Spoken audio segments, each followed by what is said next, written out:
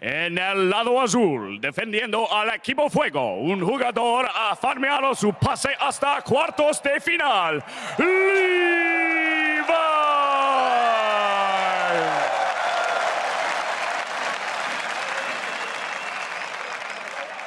And on the red side, he transformed the competition where he took down Optimus.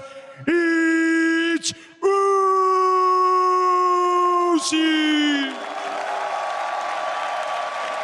Good luck, gentlemen. May the best man win. Whew. All right, so we are going to get to see Uzi in action here, but I do want to talk up Levi because he has been the best player by far for me from GPL. This guy has been continually impressing on Lee Sin most of the time, so Kazakhs. I don't think Uzi will agree to a Lee Sin 1v1 or anything, but that would definitely be his best chance, I think. Yeah, there was also some muy bien Spanish there from Dash in the intro. Uh-huh. They're definitely leveling up, so I wonder what they have in store next for us. But yeah, Levi impressed, even in IWCA, a couple of games, even in the 1v1s, he was like pretty solid. But he's going up against the monster that is Uzi. It kind of feels a little bit unlucky for him to be stuck in this kind of bracket here in the quarterfinal. Yeah, we'll see. You know, Levi could go with, something like an 80 carry for himself as well. Build up on defenses and try and grind it out that way. But I think the most success we've seen in cracking the 80 carry line has been with mages, level 6 power spikes like LeBlancs and the Cassiopeias, surprising them with a lot of that damage, just all-in damage. And I wonder if then Uzi is going to use that knowledge that you just told us and ban out LeBlanc. I mean, I would say definitely ban out LeBlanc all game. Syndra's already off the board, and that's kind of the other one up there in that top tier of the mages right now. But, a lot of people under the impression that LeBlanc is one of the most, if not the most, powerful champion in the game. All right, these are obviously hovers. These guys are not going to lock these champions in. We see the Quinn ban as well. It made a bit of a resurgence in the second and third day, definitely, because it's just a really strong 1v1 champion. Reckless had an amazing game on the jungle Quinn, which he had to double jungle with Mata, who decided to insta-lock and still went legendary and carried. So definitely viable in these fun game modes. And Levi looking for some Lee Sin tribute to himself. Yeah. Tribute to the king. Shout out to myself. Thank you very much. Great Lee Sin there. Meanwhile, Urgot was the ban that Uzi decided to go with besides the LeBlanc, and Urgot also has had a resurgence here. You get the E-Lock on, very long range, and is another one of the champions that can grind it out. There is the LeBlanc we're talking about. Ooh, this is scary, because it feels really easy for LeBlanc to play into Kalista. You can hide in the minion wave far and away enough that if Kalista threatens you, you'll draw a lot of the minion aggro. All these auto attacks will just force you to take so much damage from minions. The push could be on the side of LeBlanc later on as well, and then just level 6. How do you survive the 3-chain burst? Exactly. Whenever I see Uzi, I'm looking for outplay potential with his champion, and with Kalista against LeBlanc, the only outplay really is the sidestepping on the chains. There's one more thing. Stacking the Rend on the creep, and then when it's low, you can throw a spear through it and try and transfer a bunch of spears. That one is very hard to pull off. If he wins the game by that, exactly. If he wins the game with that, though, then you definitely deserve a YouTube highlight reel for that one. You get the highlight reel. That means we need to track if he's actually maxing maybe Q, to get more damage. If he puts 2 points in Q early to surprise and execute on the minion, everybody always expects Kalista Q to do a certain amount of damage. But if suddenly that minion gets Q'd from half HP, 3 spears carry over, maybe it's possible. If anybody's going to do it, Uzi could pull it off. Definitely. I'm really excited for this one, actually, because Levi has been definitely impressing, even though Uzi is a king of 80 carries. Definitely a chance here for the LeBlanc. Always a chance for LeBlanc players. And let's check in on those runes. Is he going super offensive LeBlanc, or is he trying to, I started with Uzi, and Uzi's only running like 6.7 MR, so he's only spending half of his glyphs on magic resistance, but he's speccing heavily into attack speed. He's running 24% attack speed, so again, he will likely be maxing that Rend and just getting as many stacks as he can to take control of the wave. There's also a lifesteal Quint on the side of Uzi. So the one thing you can kind of say about the LeBlanc rework, right? Obviously it's been great and she's still super powerful, but it does take a little bit more time. So Uzi trying to squeeze in as much attack speed as possible for a chase down possibly. you know, as Levi's trying to back off a little bit for the secondary engage there. But I would definitely go full blue MR runes at least for the efficiency of them. I definitely think so. Levi's, he wanted some magic pen on his reds, but then he switched over to like 6 AD just to help him last it. Just a little bit of help, you know. Sometimes it gets really, really pressured. But he lost it against Uzi. Yeah, you say just for that, but it also helps out a lot with, there's a lot of auto trading going on as well. I mean, he's gone pretty much even in health with the early auto trades, even though Uzi obviously has the minion wave control here and pushing into turret to try and deny. There's also that potion that he can still pop. 2 potions versus 1 with the biscuits. Levi probably running a Thunderlord, just going to confirm that for you guys. He has 0, 18, 12, so everybody's side-specking in the Resolve tree. This is not a Ferocity LeBlanc at all, so it's Cunning 18 and then 12 in Resolve. Yeah, there are just so many high-value, low-tier masteries in there. The flat health is amazing. That being said, Runic Armor, you know, in longer things is a lot better, but so many health regen masteries as well. Yeah, you got the Resolve the Perseverance that was pointed out by, or Perseverance, whatever you pronounce it. I'll let you pronounce it however you want. In Europe, we say it Perseverance. So like Americans that make fun of people's accents is just ridiculous to me, because almost all Americans only speak one language, and just the mere fact that you speak multiple languages, I really have no say in you know, criticizing anything there. Yeah, apart from that, it's my job. Anyways, Levi dashing in for the relic, so that's a really good trade here. He denies Uzi the leap as he wants to pick up the relic. Uzi still has the push though. All right, yeah, let's get back to this game. We're so focused on the mastery choices for these guys because it is so important, especially in the early levels. But you know, Uzi is stacking up quite nicely here on the Kalista. Does has a very good CS lead, but again, we talk about every time there's a mage picked, it's mostly about the all-in kill that they're looking for on the AD carries. But we're looking at some lack of experience in last inning here from Levi. He lost about 6 creeps right there under the turret, because in 1v1s, this turret deals different damages, so he leaves the range creeps on a sliver of health that you need to last it after, and it takes the melee creeps down in kind of 2 shots, so you need to heavy prep the melee and not touch the ranged ones, and that's where Levi is failing just a little bit. Yeah, I mean, that's the thing, right? If you are waiting for that level 6, it will end up mattering if you don't have enough gold for that extra Doran or for that extra small item that's going to help you in the all-in. Looks like he was just trying to bait a summoner there, you know, fake an all-in or something, but I think he just really wanted to CS before the base, and he was willing to take a bad trade. Yeah. It's on the cannon wave. It's always the best time to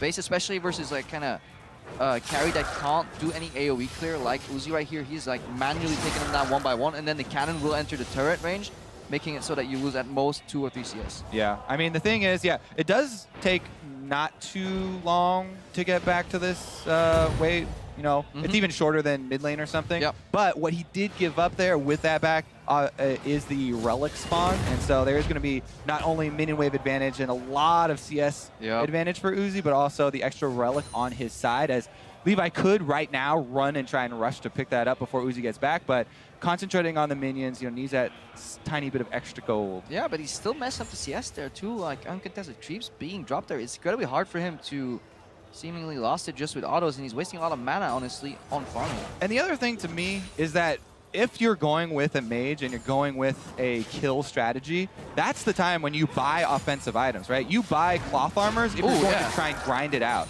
If you're going to try and, you know, get CS leads, if you're going to go for those trades over time, whereas really I would think he would just want as much power for the all-in as possible. He is close to 6, but not close enough here. Not going to fool Uzi with that distortion. Throws it right back at the original spot. And he has this game in a very comfortable position. Yeah, we're approaching level 6. That's obviously where Kalista falls off, because he doesn't have a support to throw in versus the value that Levi gets from his ultimate. But he's so far behind here. Uzi has to play the CS game. I wonder if he's going to get sucked in and all in that he will lose. He has the right summoner spells in the barrier and exhaust. Very predictable damage as well from the LeBlanc. So tried to carry over there. Spears ended up in the back creep. Yeah, I mean, plus minions. This is really good for Uzi. Does shatter, still has spears in him. Does exhaust that barrier. This is gonna be it. Uzi on the chase.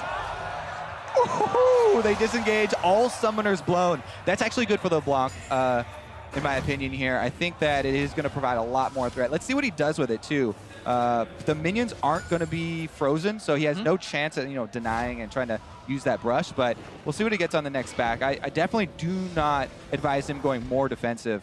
He needs more power.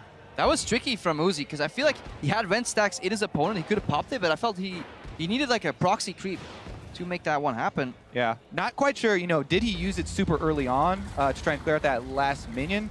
I'll keep the mouse over him right now to make sure we have the cooldowns for the actual all-in. But I think you don't get spears in the enemy creeps if it's on cooldown. I don't think the new rent stacks. Oh, yeah. Yeah, I think you're right. On cooldown, so he had definitely, but he was just out of range, I think. Wow, really good carry over there, double spear. But he's always looking for the reset. He never wants his rent to get on cooldown, I think. Yeah, and we still have a decent amount of time, right? The CS cap, it will be 100. So only at 58 right now for Uzi. Levi doesn't have to panic or anything. Yeah.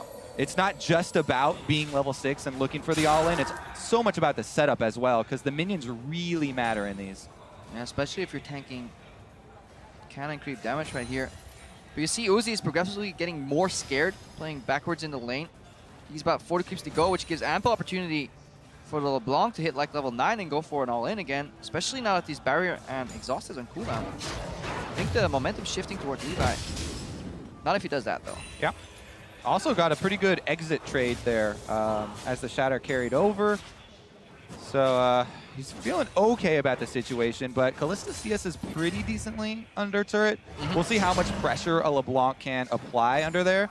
Because Uzi is, you know, inching closer and closer towards that threshold. Yeah, it's the ideal location to play against LeBlanc. She will take damage from the turret if she gets too close, but if he has to use too much mana on CSing here under the turret, Uzi's going to lose his all-in potential. That's a good reset here. Really nice. Got the extra rend damage on Levi, even though he was out of range because of the minion for the activation. And man, with this Vamp Scepter plus a bunch of potions for Uzi, there's no way he loses out in the sustain wars. But he is capped in the all-in because he did not go for null magic mantle. Obviously, 100 to 0, LeBlanc will still get him. We're approaching the second rotation here for Summer Spells. That should be good for Uzi then again. Yeah. And you know, we talk about the extra time that Levi had. Every wave counting against him. A couple of misses there. Ooh. He W'd in place then, right? I think that's what happened for Levi right there. Trying to get to the relic, but minor mishaps, honestly. Couple CS dropped in the early game, couple bad trades. For me, LeBlanc gonna need to recall around 80 CS for Uzi because you're not gonna have enough time. You need to get as much power as possible to be able to set it up so that he's not next to his turret and just have as much AP as you can possibly go for. Because Uzi right now, he's going to go for the 100 CS win. What's going to happen here is that it'll push in the wave, just like you're saying. We're basing for power on the side of Team Fire, but the problem is Uzi can bounce this wave. Yep. This wave will probably naturally bounce unless it gets cleared out very quickly towards Uzi. He can stall, give 20 CS to Levi, but then get the remaining 16 CS he needs to get. And he finishes the heck. Oh, I think it's actually over now. Wait to hype this matchup, Kobe. It's well, I mean, it's so tragic, right? We talk about the AD carry, you know, going the defensive masteries is the most reliable way to, you know, gain an advantage in 1 versus 1. And that kind of is the strategy. There are so much more exciting windows for the other champions, though. So everyone kind of roots for the underdogs and against the AD carries in this mode. Just want to see some blood, so people die. Exactly. All right, we need to see Levi follow his positioning because he is looking for an all-in, but these spears are starting to deal damage. Remember, Kalista doesn't skill anything in W or R. It's just Q and E, and that's why you see these abilities deal so much damage compared to what you're used to. She doesn't lose any points during it. Good prediction by Uzi. He made it go all-in because he has exhaust, barrier, and the Hex Drinker. Uzi is in complete control right now. Definitely not looking good for Levi. He's got to just... he knows. Yeah, there's actually... You don't want to call it over because a miracle could happen, Crepo. I mean, somebody can start taking the turret. Uzi, yeah, exactly. You don't expect Uzi to make huge mistakes, but technically possible. 9 more CS, 8 more CS, and he's gonna have it. I want to see Uzi go for the all-in on 99 CS. Yeah. Just because he can. Double Lift definitely did that last year a couple times, and he was 1 auto away from losing it, even though he had a guaranteed win on CS. But definitely worth it. That's how he lost this year as well. He went for it. Levi going in again. Chain does not connect. He is super low. There's the exit bounce, but 6 more creeps. I don't think Levi has the time to base right now. Yeah. I mean, unlucky. That's the other thing I love most about the 1v1 tournament. This is not a mode the pros come into the event practicing. So they don't know, obviously, the best thing, but all right, let's see about the all-in here. Uzi, 2 more CS, he can go for it, or try and finish. That's it. There it is, there's your champion. Calm, clean, collected. Crowd isn't really too pleased with it, but it's Uzi, so he gets an applause anyway. It is Team Ice, so they're happy, you know. Give him the golf claps there. Ooh, well done. That's going to be interesting when Uzi pulls this same strategy against Xpeke. Oh, yeah. I think we may... Crowd will not be on your side then. And at this point, the damage is done. Exactly. I mean, him. this is why we set it up, right? There are so many drawbacks to trying a strategy other than an efficiently runed and masteried AD carry that's going to try and grind it out and put the 100 CS pressure on you. Hex Drinker defense, plus they're going to have more gold than you due to the early trading. And, you know, Levi never really got that opportunity for the all-in. We've seen so many successful uses of it, though, right? We've got players up there. We have mage players. We've seen. You know, and we have people like Smeb who said, I want to win, but I want to win with style. So you know Smeb is not going to go the 80 carry route, and he's going to The problem is, like, the there. strategy that you're discussing here, which is kind of like the economy LeBlanc, you know, with defensive build works if you're ahead in CS. But you can't build sustain. You can't beat sustain by sustaining if you're down in CS. It just plays in Uzi's wheelhouse, kind of. So I think that's the main mistake that Levi made this game. And Uzi accepted it gladly, you know, with the Vamp Scepter. At that point, he was so comfortable. Exactly. You can't play Uzi's game. I mean, he's one of the top 80Ks in the world to begin with. But his biggest strength is laning. Of all 80 carries, it's just so daunting of a task to go up against him. Yeah, and we set it up like, yeah, of course, Uzi is playing the sustain style. It was very easy for him, but he had a lot of good side steps. Every time the LeBlanc dashed in, he hopped backwards, dodging some damage, prepping up the spears. He also had the looming threat of the Q going through the minions. Didn't always discuss it every time it happened, but there is so much pressure playing against Uzi. Whenever you're looking too closely at him, you lose control of the minion wave, and suddenly you start panicking, you buy some cloth armors, and then you slowly get the dawning realization that you're about to lose on 100 CS. Yeah.